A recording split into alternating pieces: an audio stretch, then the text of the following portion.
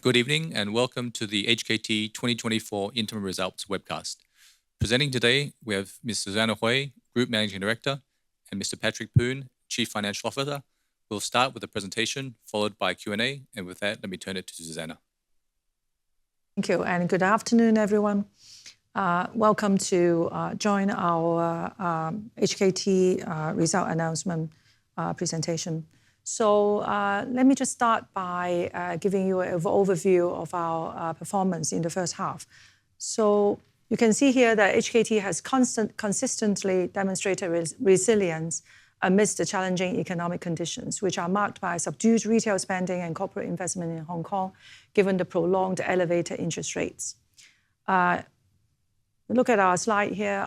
We have successfully delivered 3% growth in terms of service revenue, driven mainly by our enterprise revenue up by 7% year-on-year growth, as well as 5% growth in our mobile service revenue, benefiting from the roaming recovery.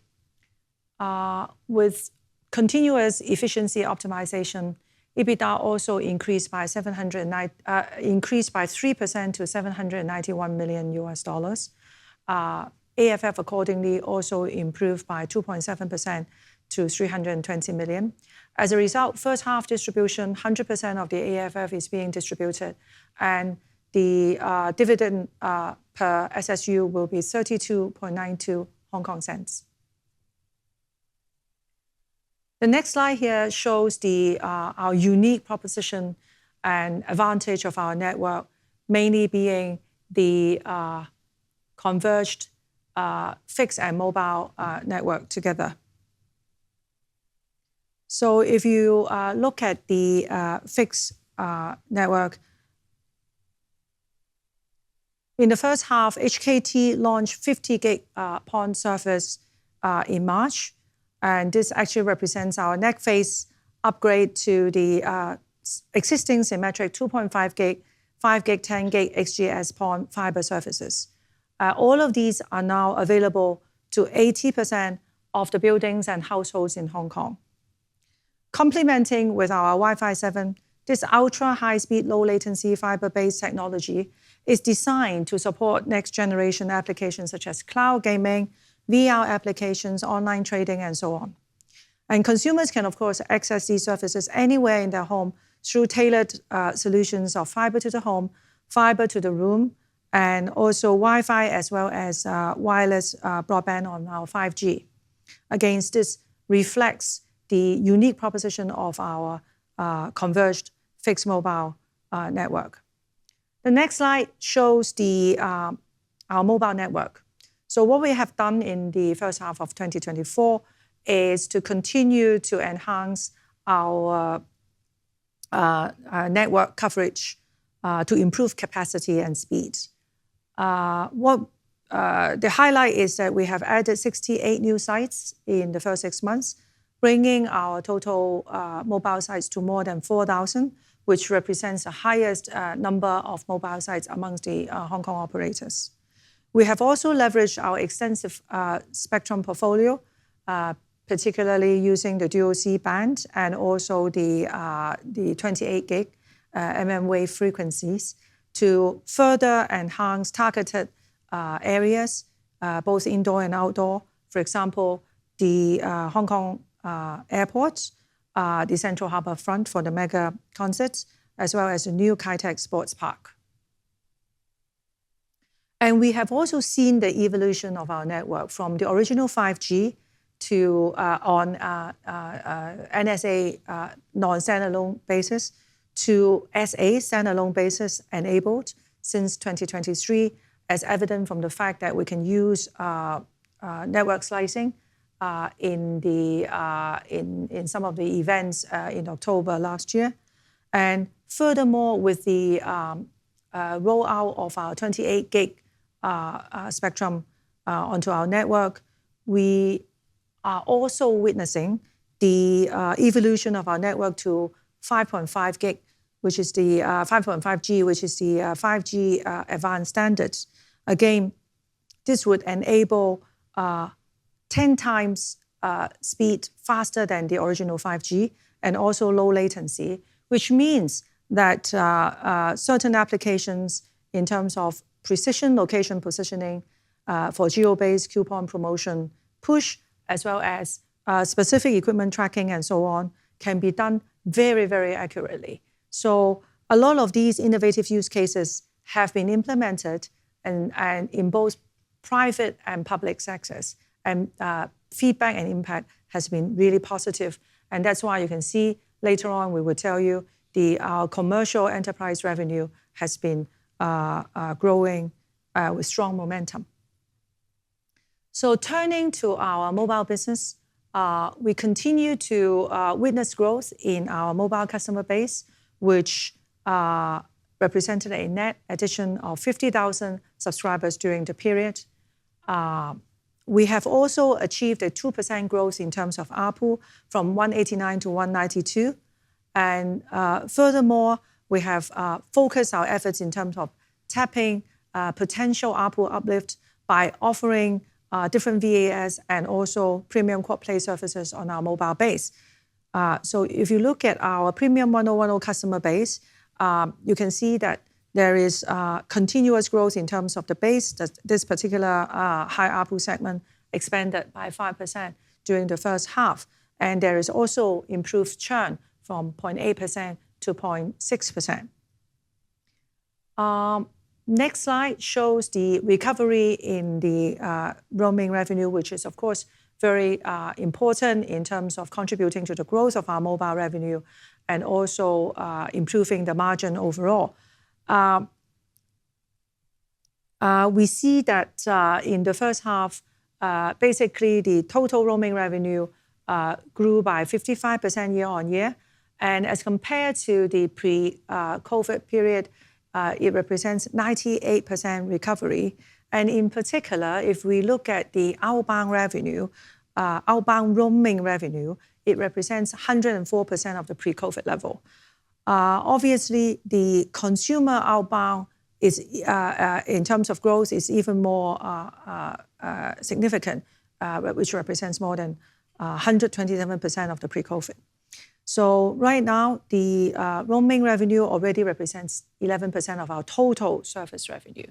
And we do anticipate that with continuous steady recovery in terms of inbound, as well as the corporate segment of the outbound activities in the second half, we expect that there will be full year growth for the roaming revenue as well. Now, looking at the 5G adoption, during the period, we saw the 5G subscribers increasing to 1.57 million, representing a penetration of 46% of our total customer base and a 55% penetration of our higher spending 1010 and CSL segment. With the new AI-featured phones coming into the market, increasing affordability of the 5G handsets, and the growing bandwidth requirements of the various applications in the market, we have strong confidence that this upgrade cycle will continue. And it is also worth pointing out to you that the average ARPU for the 5G now represents more than 40% uplift as compared to the 4G segment. Now, turning to our broadband revenue, I think in the first half, we saw broadband revenue growth as well.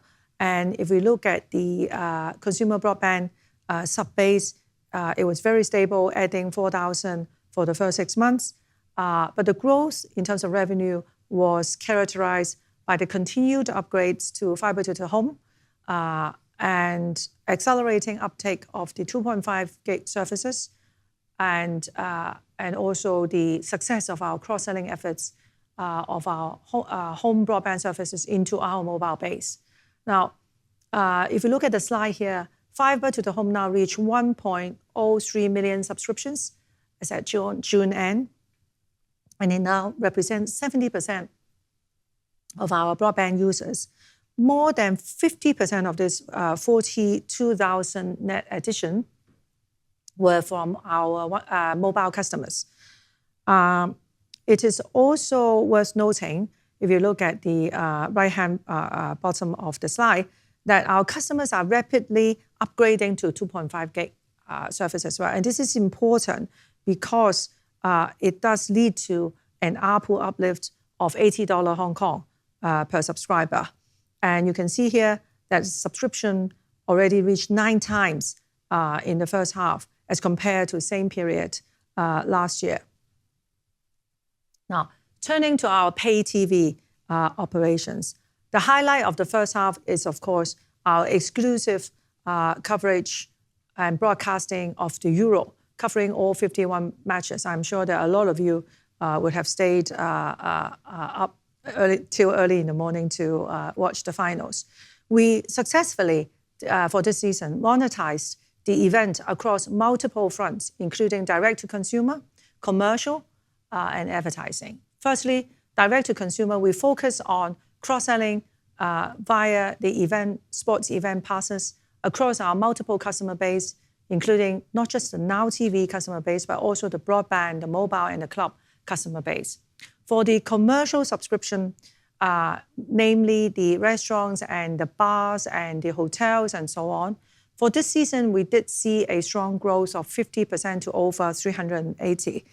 And in their efforts in terms of stimulate the nightlife spending. Also, for this season, we have introduced a lot of innovations to drive excitement around this content, which includes using our group artists from MakerVille for real-time game analysis, as well as innovative price using our CSL AR lens application. And all these add to the sponsorship revenue and advertising revenue growth. And we look forward to continue with the coming Premier League as well.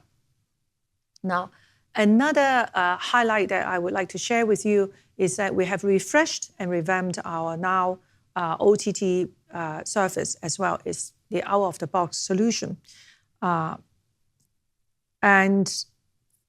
The key highlights on the features are basically is instant activation, which can offer convenience and allow customers to enjoy basically without without installation required. And early success can be seen on the Euro event passes, which represented the growth as compared to the previous season. And you can also see that the Now OTT customers picking up very strongly by 13% year on year. Now, turning to our commercial team, the enterprise business. In the beginning, we already said that the enterprise revenue grew by 7%, which is a very remarkable growth, despite the fact that in the market, we are still facing a lot of challenges with weak conditions for the SMEs, soft retail and F&B spending with a northward shift of the consumption pattern, certain relocation and downsizing of the MNCs in Hong Kong as well. But through the first half, our enterprise team is able to grow the pipeline of secure contract wins. And right now, at the end of first half in June, we already have a pipeline of 2.5 billion worth of contracts, which represented a 27% year-on-year growth. This is important because a lot of these contracts will be implemented in the coming 18 to 24 months. So in a way, we are very confident that full year enterprise revenue, and in fact, part of the 2025 enterprise revenue will be secured. So one important industry vertical which we have shown very good success is, of course, the healthcare industry. In fact, for the healthcare industry, we have added 2 additional large-scale public hospitals onto our portfolio, bringing our total award of hospital contracts to 16 altogether. And we have not just converted them into 5G hospitals, we have also upgraded the entire ICT infrastructure, as well as deployed customized smart tech solutions, including robot system, real-time location system, which are all aimed to enhance patient care, optimize operational efficiency, and optimize their resource allocation, and so on. Now, not just the healthcare industry. For other industries, such as utilities. We have also achieved a number of significant wins in the first half, including deploying a digital twin system for operations monitoring for a utility company in Hong Kong, as well as several contracts involving hotel chains, upgrading their infrastructure and digital transformations as well. And of course, with the current AI and Gen AI, ChatGPT, and so on, a lot of tools are available in the market to help the enterprises in Hong Kong to achieve efficiency and help drive business. And so this also represents a very high potential for future growth for our commercial business. Now, turning to the next slide is our China business. We have put out guidance in the past that we are expecting a full year China revenue of 1 billion Hong Kong dollar. And standing at where we are in terms of the first half result, we saw a very remarkable growth of 51%. And this is coming from mainly following the mainland companies embarking on regional expansion into the ASEAN countries, especially in view of the geopolitical challenges. And we also saw some Hong Kong customers going into China and also expanding into the ASEAN countries as well. And a lot of these, we are following our customers in terms of giving them cross-border connectivity as well as integrated digital ICT solutions. So if you look at this slide, you can see that on the left-hand side, we have provided for a Hong Kong entity to go into the GBA area, the Guangzhou area, for a cross-border connectivity and also SI solution in the GBA, in the Guangzhou area. The middle part of the slide represents a lot of the contracts being awarded to us in terms of the hotels in Macau. And also there is, notably, we have successfully supported the world's first transcontinental from China to Europe remote telesurgery. All these are testament to our capability. And that's why we are confident that we will be able to continue to grow the China piece.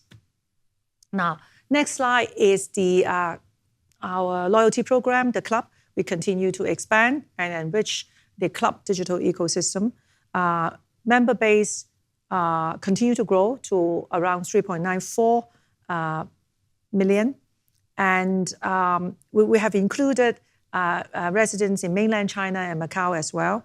And also it's worth pointing out and sharing with you that more than 50% of the club members are actually non-HKT customers who are using our e-commerce platform for various lifestyle spending as well as concert spending and so on. And this provides a very good source of potential new customers to HKT.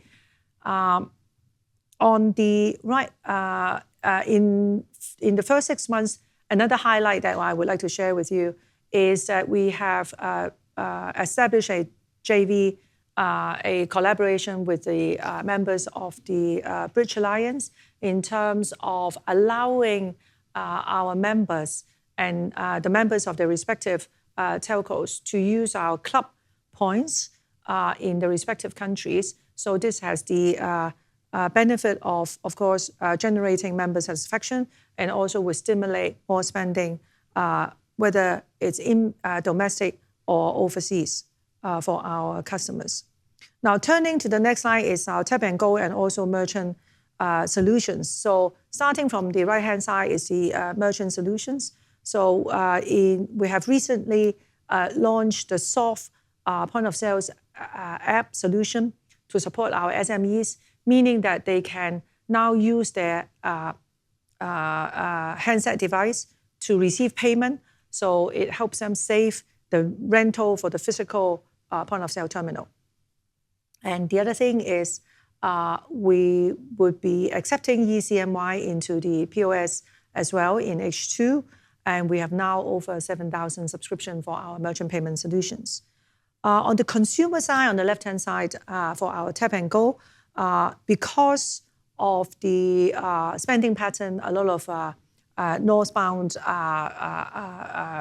spending, we are following our customers, and basically we have expanded the merchant coverage in mainland China by collaborating and integrating the UnionPay and WeChat QR code into our app.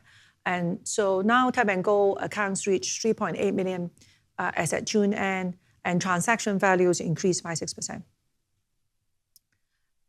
Finally, our Dr. Go telemedicine platform, suffices to say that we see members continue to increase by 6% to almost 400,000, and VC's video consultations continue to grow by 12%. And another highlight is that in the first half, we have tapped into the GBA opportunities through the partnership with the GBA Healthcare Group, so that we can offer medical insurance and assistance to the GBA residents visiting Hong Kong. Now, finally, this slide is on the sustainability. We have partnered with a lot of the local merchants to help support the local economy. We have committed $3 billion in terms of sustainability-linked loans. We continue to reduce our absolute electricity and utility consumption. And we have also continued with the government and other NGOs in terms of helping the community, including the Strive and Rise program. And we also got recognized in terms of the S&P Global Sustainability Yearbook, as well as having a AA ESG rating from MSCI since 2021.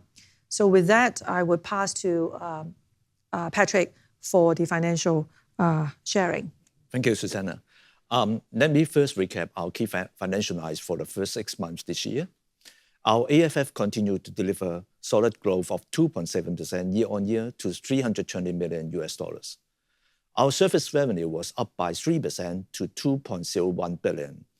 This was driven by the accelerated growth in mobile service revenue, lifted by higher contribution from roaming, further 5G adoption momentum and expansion of customer base, and sustained demand for our high-speed broadband and local data services, as well as the continuously robust demand for our smart city and digital transformation solutions, widely adopted across diverse industries in Hong Kong and Greater Bay Area. And including handset sales, total HKT revenue was up by 2% to $2.14 billion, softened by the lower mobile product sales, which dropped by 14% to $126 million. Our total EBITDA for the period was up by 3% to $791 million. Overall EBITDA margin was stable at 37%, and our NPAT grew by another 2% to $255 million. Looking into the details of our TSS segments, from the chart on the right-hand side, you can see our local TSS service revenue grew by 2% year-on-year, underpinned by the continued growth in local data and broadband revenues. Local data revenue went up by 7%, reflecting the continued demand for our digital ICT and converged solutions that include smart city and digital transformation solutions, incorporating 5G, generative AI, IoT, etc., across diverse industries. Our broadband service revenue report another 2% year-on-year growth, driven by the increasing demand for our high-speed and reliable fiber-to-the-home services, especially our 2.5 gigabyte services, which notched the fastest growth as customers upgrade their home broadband service to accommodate their work-from-home, video streaming, and gaming requirements. Pay TV services remain steady, with total install base stable at 1.43 million, benefiting from the exclusive broadcast of UEFA Euro 2024. Overall, local TSS revenue registered a stable revenue growth of 2%. Our international business revenue grew another 7% year-on-year, driven by increased global voice revenue and also growing demand for our software-defined cloud connectivity services. Overall, Total TSS revenue increased by 3% to 1.55 billion. TSS EBITDA grew 2% to 551 million, fueled by a further operating efficiency achieved, leading to a stable margin at 36%. Now, let's turn to our mobile business. Also showing on the right-hand side, the chart. So mobile service revenue rose 5% to 512 million for the first 6 months, underpinned by full recovery of our outbound roaming revenue, leading to our total roaming revenue growth by 55% year-on-year. Secondly, further expansion of our postpaid customer base to 3.43 million, with a net gain of 50,000 for the period, of which 5G adoption momentum continued, with 5G consumer base reaching to 1.57 million, representing 46% of total postpaid customer base.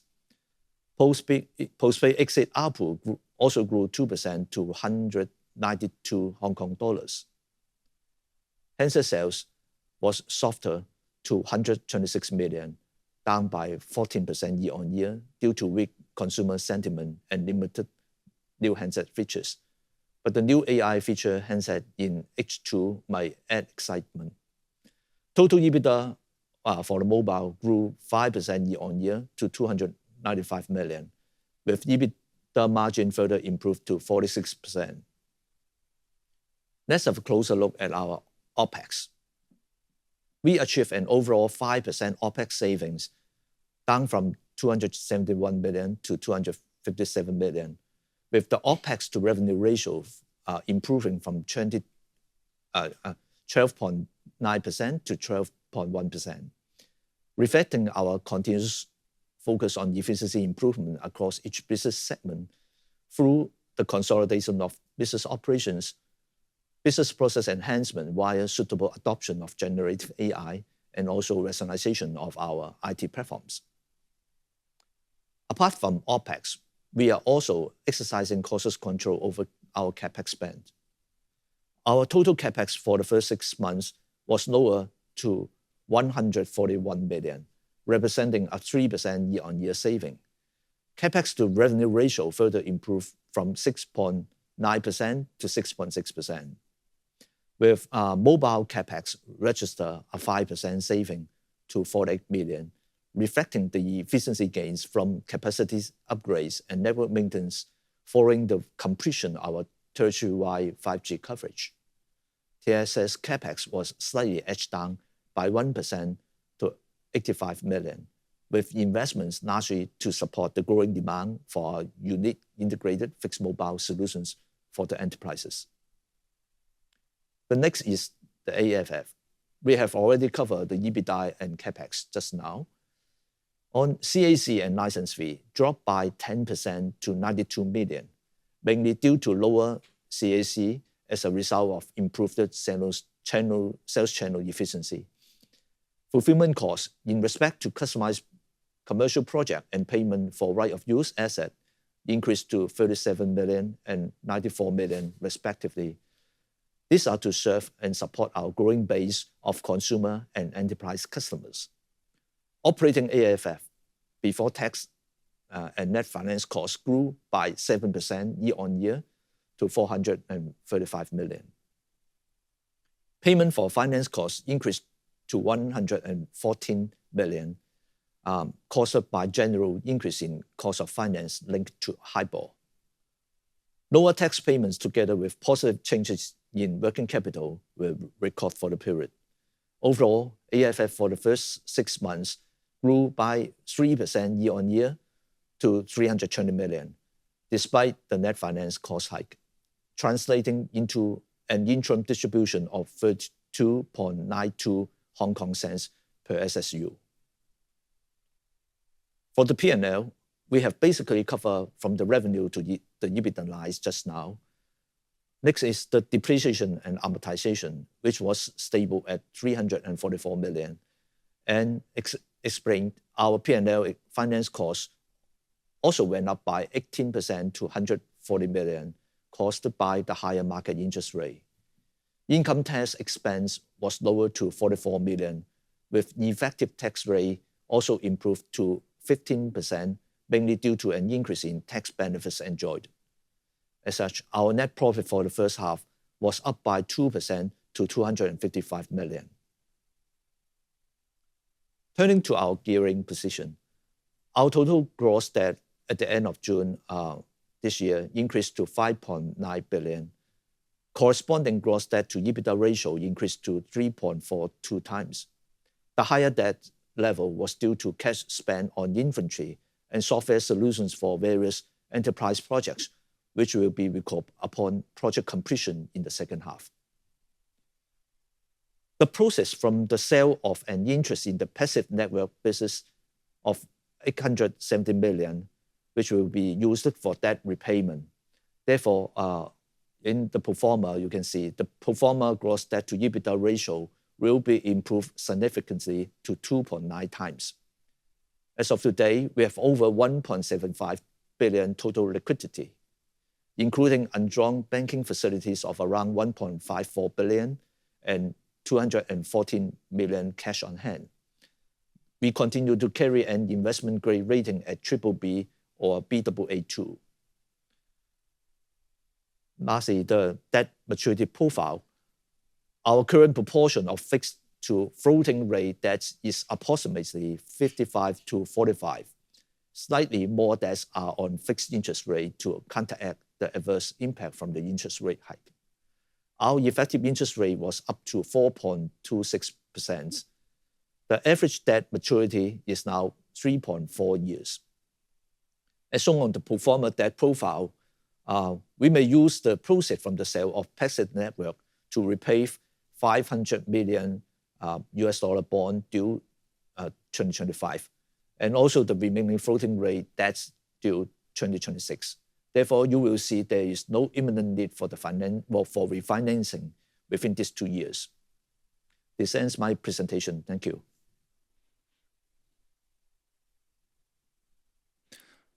Okay, let us now open up to questions. The first question refers to broadband. Broadband revenue grew by 2% in the first half. Do you expect the growth rate can return to mid or high single digits? If I can take this, yes, thank you for the question. The broadband revenue grew by 2% in the first half. And if you look at our previous slides, we said that the total broadband base has been kept stable. And in fact, in the past few years, it has been plagued by negatively impacted by immigration and so on during the COVID period. But we are seeing encouraging and accelerating uptake of the 2.5 gig, the higher bandwidth, which saw a more than 8% jump in terms of the subscriber base. Early days, but it does entail a higher ARPU. So we are hopeful that the broadband revenue going forward will have a higher percentage of growth. Thank you. The next question, it was mentioned in the announcement that the sale of a partial interest in the passive network business was to help fund CapEx in the future. Can you provide some color on that? What needs to be invested and the likely CapEx trend in terms of the fiber network? Thank you for your question.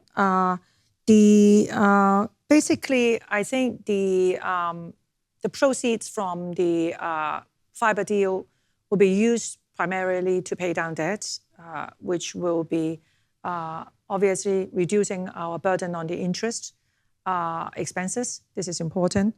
Of course, with the introduction of the 40% stake shareholder, some of the ongoing CapEx funding will be shared with the new investor as well. So in that sense, it will be reducing our CapEx funding. But in terms of the overall fiber CapEx for the fixed network, we have already said that we have future-proofed the network to even cover the 50 gig already.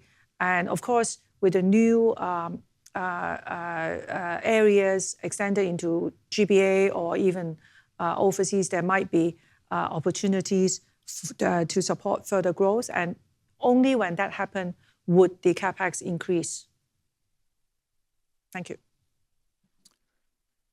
The next question. As you mentioned, proceeds from the passive network business partial sale will be used to repay debt. Will this impact the AFF distribution?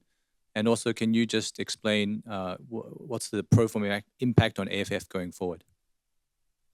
Okay, thank you for your question. I think in terms of the proceeds will be used to repay debt. The debts, the impact on the AFF is mainly under two lines. One is the interest savings. So obviously we will be able to see the lower interest expense going forward. The debt payment itself will not affect the calculation of the AFF, will be outside of AFF, so it will not affect the AFF distribution. Pro forma impact will be accretive as the interest will be reduced. The pro rata share of the distribution to the 40% investor will be included in the AFF under the working capital line as well. So that's the current pro forma impact on the AFF. The next question is, there was a reduction in terms of employees. Is that largely due to call center demand being reduced because of AI, or does that reflect a big efficiency drive in HKT? And if so, where was that? There are basically two areas of savings in terms of headcount. One is in the contact center, our teleservices business. That is a major chunk of the reduction in headcount, because last year we have a lot of contract staff in terms of call center business, especially in the COVID period and so on. There are a lot of government projects in the call center business. So with the reduction in terms of those contracts, the contract staff are gone, and that contributes to the reduction in headcount. At the same time, we also saw reduced headcount when we integrated our mobile and broadband consumer business into one single business unit. A lot of back-end support, which are overlapped, actually can be streamlined. And of course, going forward in terms of deploying AI, it will also help change the process, which would, of course, reduce headcount as well. But I think we are very focused on upskilling our employees. So we have, in fact, have a steer code in terms of AI to provide a lot of tools for our employees in order for them to use the new Gen AI and also ChatGPT to help improve the efficiency and so on. So that also would, ongoing basis, help streamline the process. That was our final question. Thank you for attending today's webcast. Okay, thank you.